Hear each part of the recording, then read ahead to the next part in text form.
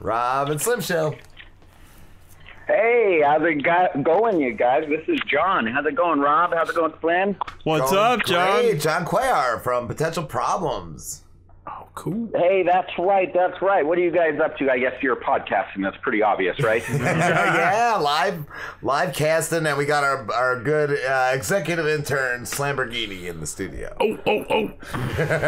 Lamborghini? Slamborghini. He did a power hour. I think it was one of our first years, probably our first year, and it was called Slam Time. So every minute, another guy that was on the show at the time screamed Slam Time, and he had to take a shot of beer, but it was also there's all kinds of evil mixed in with there. Fucking moonshine in there, and then there was a Four Loko. Oh shit!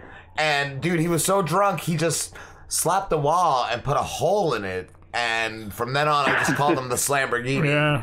And if I ever do get a Lamborghini, which will never happen, dude. But if it does happen, I will put that on my license plate. That would be great. That would be great. Well, hey, you know what? I'll cross every appendage I can cross to try and get you that Lamborghini. I'll keep pushing for you, all right, pal? We gotta like kickstart that. We gotta kickstart that. I don't care if it's like a junked one. I don't care if it's been in a fucking fire. If it's like a 1981 model. I don't care if it has a crank on the front of it. He's getting this fucking thing. Oh, hey, I could probably get you a Lamborghini, but you'll have to get rid of a dead hooker in the trunk.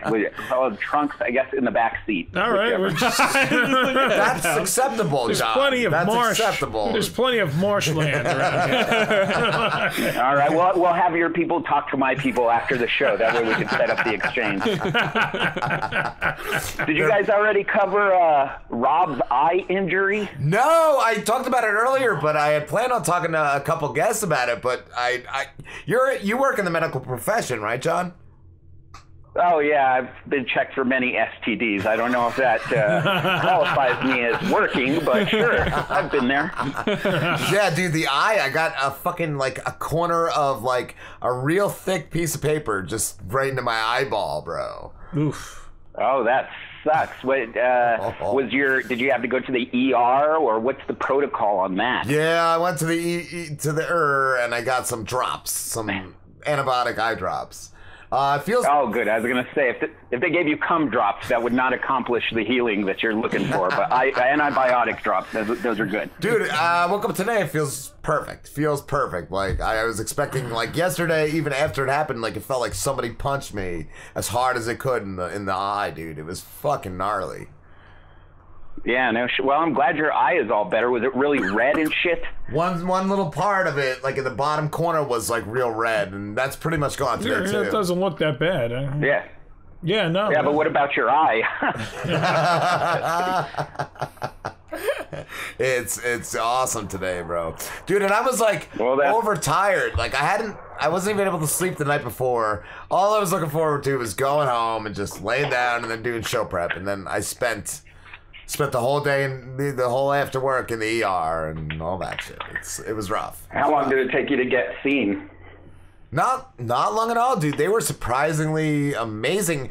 The girl that checked me in was telling me to sit down, and the person coming out to get me was right there. Like, I went right in. Oh, yeah. Holy shit, I'm going to move to where you live just so I can go to the ER. Dude, it was amazing. And the same thing, once I got there, then it was the people like doing the insurance, and then it was the doctor. It was like one after another just instantly came in. It was crazy. I was maybe there an hour or two, tops.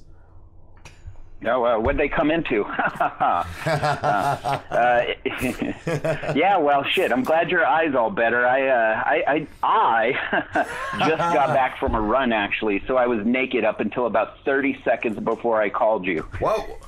So you were running naked? Yeah, try not to pop a boner. It's already Too late. popped, man. It's raging John. right now. John, give us like 2 seconds. We gotta shut the door. My cat was outside and he just opens the door by himself, I guess. In, so. Fucking real piece of shit. Pop that pussy. Yes. So what's that, John? You went running, dude? I went run. One of my favorite things to do is to run. I like to run, but I like to get really high before I run. Can you say getting really high on your show? Yes. Is that allowed? I didn't think that would be conducive to running, though, bro. I figured you just want to like eat. That makes me very lazy, hungry. Hey, dude, I thought the same thing for the longest time. I thought it was crazy, and then I had some friends tell me, that they like to get high and then lift weights because they zone out. And then I've heard other people talk about it. And then I started reading about, those guys that run like 75, 100 miles a day, like in those crazy ultra marathons where they have to get like 200 miles in 3 days or some shit like that. Yeah.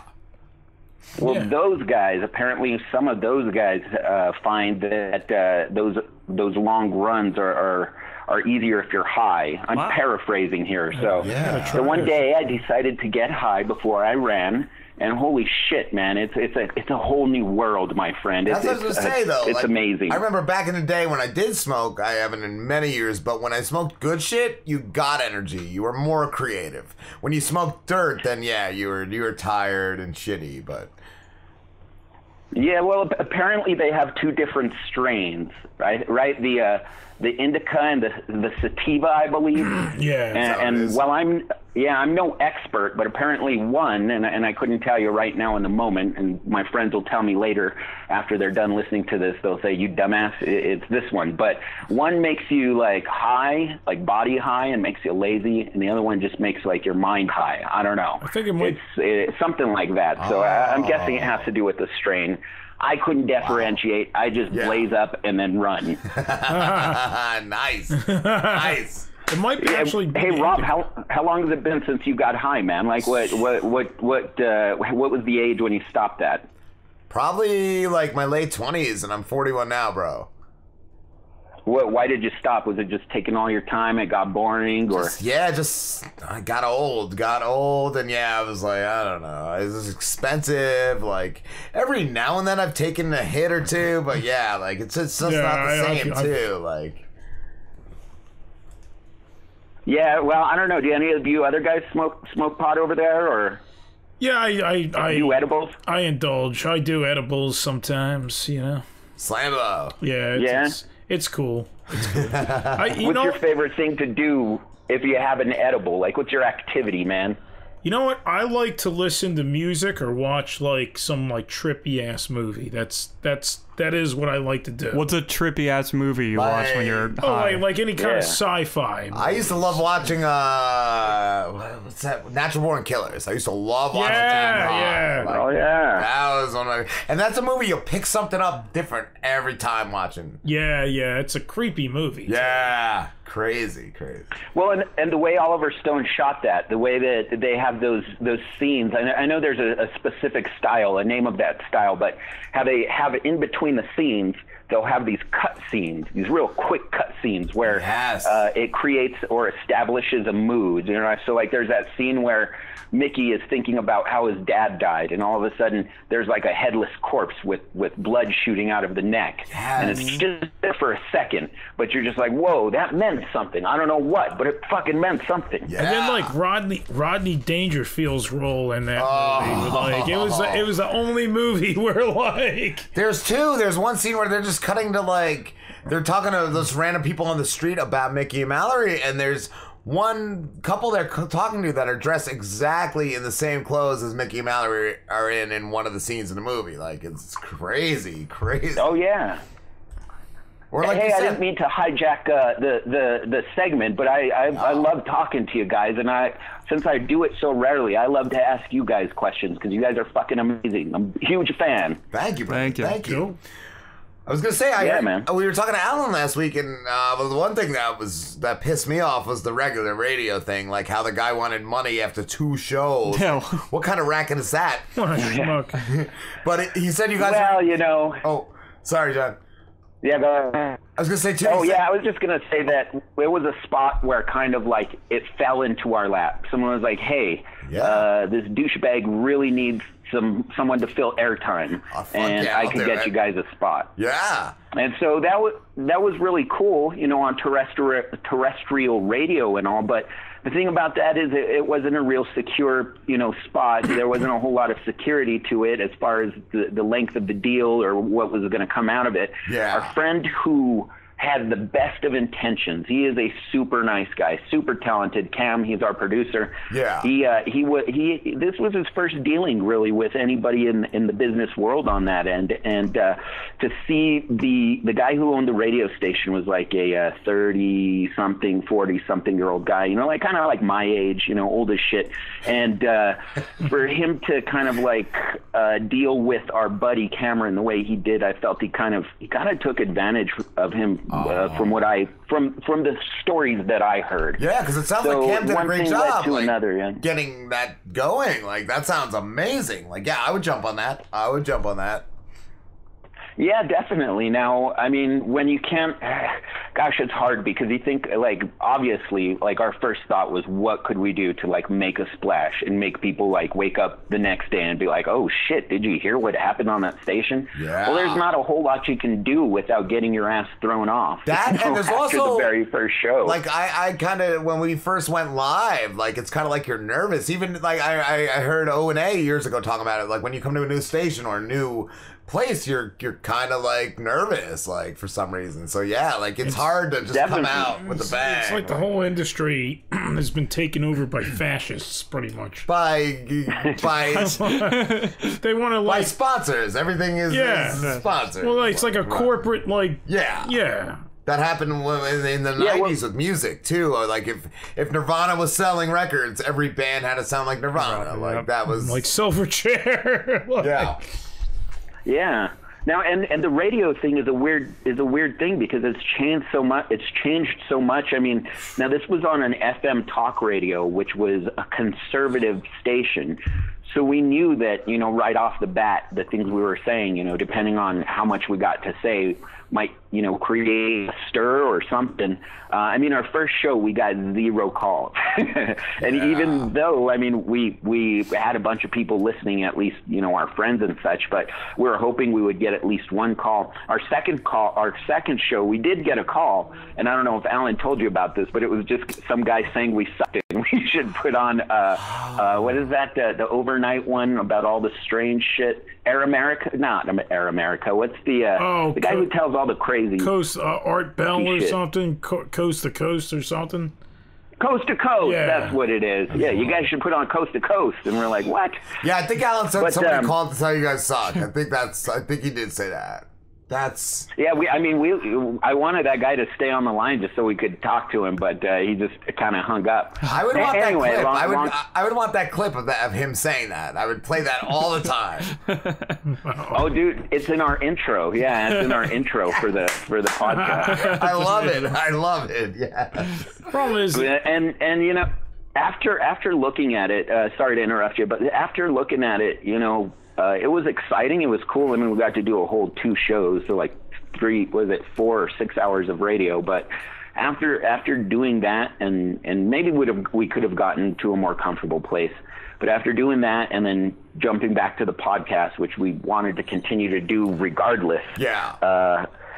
The podcast is just a lot more fun. There's so much more content you can put on there. I mean, if we had like a cache of callers and we were taking a bunch of calls and we had a pretty, or at least even the beginnings of a following, then I think we could have done a lot more. But with 2 shows and just barely putting your toe in the water, you're not going to know which way the current's going. So it is kind of just an experience builder for us, is the way I looked at it. Yeah, it still is. Like, I was just thinking too, like, it's something that goes into your archives. It's something you did. It's pretty fucking cool, pretty fucking awesome.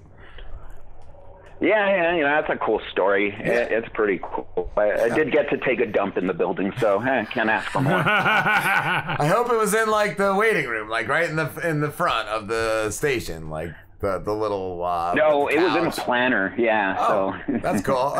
That's cool. What I was gonna ask, was it Alan years ago who sent us a commercial because of the meth abuse in Albuquerque. Is that still going strong? Oh yeah.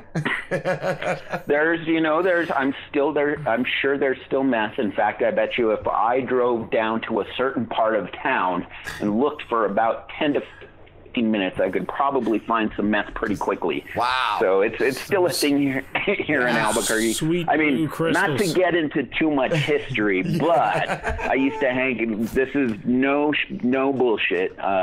I used to hang out with people that would smoke meth, and we used to get together and smoke crack together every once in a while. But that was back in like the 90s. Yeah. And and I notice anytime I tell a story where somewhere in the story I say, yeah, we were smoking crack one time, there's a lot of people that they're like, wait, well, you smoked crack? And I was like, oh yeah, just a couple of times. It's not like it was a daily thing, but I wanted to try everything. And it wasn't until years later, when I was older, I realized, like, well, when you were 19, hanging out with people in their 40s smoking crack, that's not exactly the greatest social situation, you know?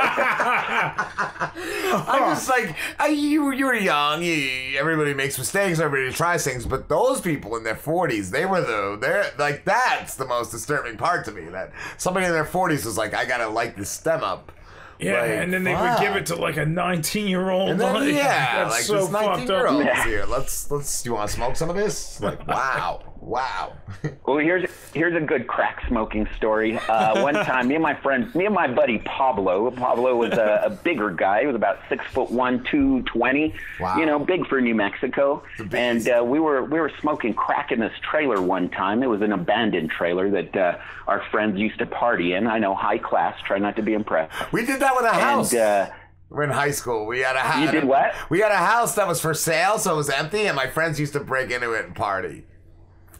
Yeah, just party all kinds. Yeah. Did you guys trash it pretty good, or were you guys... I never went. It was like right before I started, drinking and all, so I never was there. But yeah, from what I heard, it was pretty fucked up. Yeah, so, it was kind of like one of those places. And my buddy, he took this huge hit of crack. I was like so impressed that he took the hugest hit of crack I've ever seen, and he blew it out, and it was this gigantic crack plume of smoke. And I was like, whoa. And immediately he pitched forward and fell right into a piece of furniture head first. Wow. I have a story that kind of goes with that. We were smoking pot at one of my buddy's houses. We went up north. I lived down here at the time. And my friend wanted to go up and meet one of my friends because he was a DJ and he wanted to do that. So we went up and we started smoking pot. And my one buddy up there started talking about he was in a club in a rave the week before, and he said he was doing all these drugs. He was doing coke, he was doing K, he was doing everything. And then he fell face first into the floor, and that was the last thing he remembered. And this dude that was with us, like as we're smoking, I think a bong, he stands up and he falls flat on his face. So I thought he was being a wise ass. So my buddy George was like, "Give me what he's having," and I'm like, "Get the fuck up, motherfucker!" So I kick him in the stomach, and then I realize his jaw starts clenching and like he's having a seizure, bro. This guy's having a seizure. Oh like, shit! His jaw's going like, and I'm like, "Fuck! What are we gonna do? We're gonna drop him off at the hospital?" And I'm going back down south. We'll just dump him at the hospital. And then like a minute later, he came to. But then, oh shit! He said he was nauseous, so he's like, "Can we go home?" And I was like, "Yeah." And dude, the ride home, like every 20-30 minutes, I had to pull over on a 2-hour ride so this guy can get out and throw up. It was really, really, really weird. Like I just wanted to get home. I was embarrassed. Yeah. Wow. Yeah, you got to be careful how you party. I mean, have you guys ever been a fan of PLC? No. P as in Paul, L as in L, and C as in Charlie, I guess. PLC. You guys never heard of that? Have you? No. No, I haven't. No. It's nothing. It's nothing fancy. It's just parking lot cocaine. So it's the same as it's the same as regular cocaine, only it's done in a parking lot. It's a lot safer than doing it at a party. If you need to move, you can do it at any time because you're in a vehicle, hopefully. Unless you're sitting on a curb. Yeah. Yeah, so I don't know. I mean, those are all things that I used to do when I was younger, and it's funny because you don't think about the consequences of some of that stuff, and then the years pass by, the things build up. I mean, I had to quit smoking cigarettes about 2 years ago because I think it was my dentist. Yeah, I came in one day and he said, came into what? Am I right?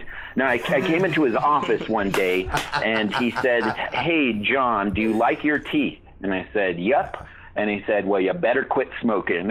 So I had to quit smoking cigarettes, man. It was weird. They'll fuck your teeth up, yes. Definitely. I've had a lot of dental work over the years.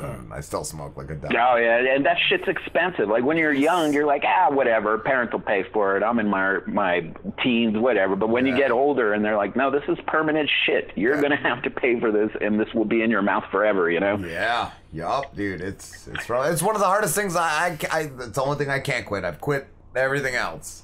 I even didn't drink. I didn't touch a drink for like almost a decade at one point. My back. And, I've just never been able to not smoke a cigarette. Dude, my back teeth are going bad, and I'm not even a smoker. No, go ahead, sorry. Oh, yeah. My back teeth are going bad, and I'm not even a fucking smoker. Not even a smoker. Yeah, it's like, it's crazy. Dude, teeth are fucked up. Have you guys ever had wisdom teeth taken out? Yeah. All four at once. I had all four at once, John. Yeah. It was gnarly. Oh, shit. I usually They want to do that to me. Yeah, in the next few months, they said they got to take 2 out of the bottom wisdom teeth. Like, they got to take 2 out of there, and they got to take 1 out of the top. My dad. It's gonna be. Yeah, it's gonna be a bitch. My dad never had them out, but he had one that it never came out. Like, it was still under the gum, and it's still like rotted and went bad and caused like a cyst under his gum, and he had to have it like surgically removed. Like, well, that's how they do a wisdom tooth anyway, but he had to have like extra surgery done. Like, it was really rough on him. Like, so even if you don't have them out, you could still have a problem, and it costs him a lot of money. Exactly. So I'm kind of dreading that, you know. But again, that's just part of, I guess, getting older, which really sucks, man. Yes. Yeah, it does. It sucks all around, brother. Every hair that falls out, every spot on your skin, age mark, whatever, you're just dying. You're falling apart. Have you guys, and maybe this is too personal a question, but have you guys found that the 30s, especially after 35, seems to be the home of a lackluster boner? I still have no problem like with that, but the morning boners I rarely get anymore unless I really have to piss. Unless I really have to piss, I get a morning boner. I only get the lackluster boner if I've drank too much or if I'm like nervous. Like that's something I honestly have never struggled with, like getting old. But the morning boners are pretty much gone at this point. Well, I'm asking because I got to tell you, by the 6th time I masturbate a day, it's really hard to get it hard. You know what I mean? Yeah, then it's just limp and it's you're just jerking it to jerking at that point. You're covered in sweat. When the cum starts to get out of the tip, like it's a diver going overboard, just like with its legs flopping over. Whoop.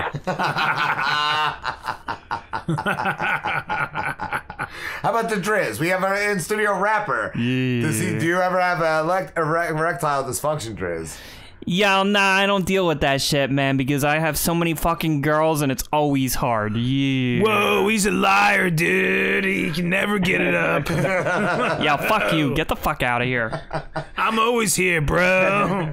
That's his nemesis, Wavy. We got the Driz and Wavy, John. There, I can't get. Yo, John, I wanted to thank you, John, I wanted to thank you for adding me on Facebook. Yeah. Oh yeah, sure, man. I mean, Driz, is it?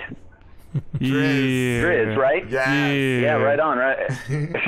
Have you've got all these bitches around? Have you ever, is it gay to go at it with a chick with a homie? Like, I mean, yo, now that's cool, man. Now that's cool. You got to be with your bros. Yeah. Yeah, you got to do stuff together. Yeah, you got to do shit together, man. You got to double tap them once in a while. Yeah, you're not true brothers if you haven't fucked a chick together. Hey, I could get behind that. Who couldn't? John, we have to wrap this up, dude, but thank you so much, dude. It's always great talking to you. Yeah, man, it's great talking to you guys. I mean, it'd be great to be in studio with you one day. Maybe if I hit the lottery or I just hitchhike across America, I can visit you there. Who knows, maybe when they redraw the borders to our countries, they'll deport me to that side of whatever it's called. We'll take you. I'll let you live in my house as a refugee, bro. I don't give a fuck. We could get a GoFundMe account going. GoFundMe. Well, thanks a lot for having me on, guys. And a happy Valentine's Day to each and every one of you. You too, sweetie. Where can everybody find you? Well, they can, of course, find me on Potential Problems Podcast. Ellen and I broadcast every Saturday live on YouTube and Facebook. They can find us on Google Play, Podbean, iTunes. Pretty much just type Potential Problems Podcast. You can search John Cuellar, that's Cuellar, J Cuellar Comedy on Twitter and Instagram. And if you're ever in Albuquerque, just yell downtown, I want crack and John Cuellar, and someone will come up to you and they'll tell you where you can get both. Nice, brother. Yo, frizzle you later, John. Yeah. Thank you, Drizzle. Thanks, everybody. Thank you, dude. Have a good one. Have a good one, brother.